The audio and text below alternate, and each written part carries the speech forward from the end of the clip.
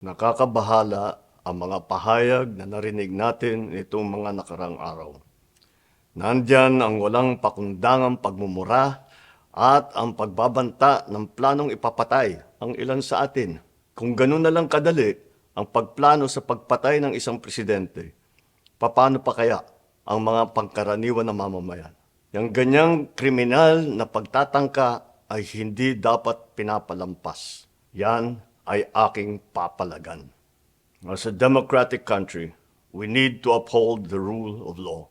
Ako, bilang pinuno ng Executive Department at lahat ng mga nanunungkulan sa pamahalaan ay may sinumpaang tungkulin na tutupdin at pangangalagaan ang konstitusyon at ang ating mga batas. Kaya hindi tama ang pagpigil sa mga halal ng bayan sa paghahanap ng katotohanan. Hindi na sanang hahantong sa ganitong drama kung sasagutin lamang ang mga lehitimong katanungan sa Senado at sa House of Representatives. Ang katotohanan ay hindi dapat itokhang. Tapos na sana ang usapang ito kung tutuparin lamang ang sinumpaang panata na bilang lingkod bayan ay magsabi ng totoo at hindi hahadlangan. Imbis na diretsahang sagot, nililihis pa sa kwentong chicheria.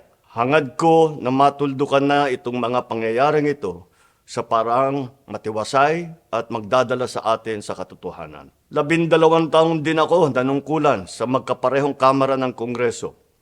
Batid ko ang kapangyarihan iginawad sa kanila ng taong bayan at ng ating konstitusyon. Dahil dito, iginagalang ko ang kanilang gawain bilang isang independenteng sangay ng ating republika. Kahit ang buong executive branch, lahat ng mga ahensya ay hindi nakakaligtas at parating sumasailalim sa kanilang masusing pagsusuri. Bilang isang bansa, marami tayong mga paghamon na dapat harapin at mga suliraning dapat bigyan ng lunas. Sa kabila ng mga pambabatikos, nakatuon ang aking pansin sa pamamahala.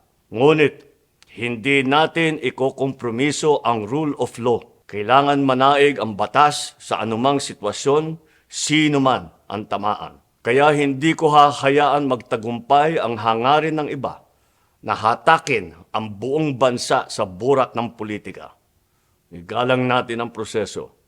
Tuparin natin ang batas. Alalahanin natin ang mandato na pinagkatiwala sa atin ng milyon-milyon na Pilipino. Magtrabaho po tayo sa ikauunlad ng Republika ng Pilipinas at para matamo ang bagong Pilipinas.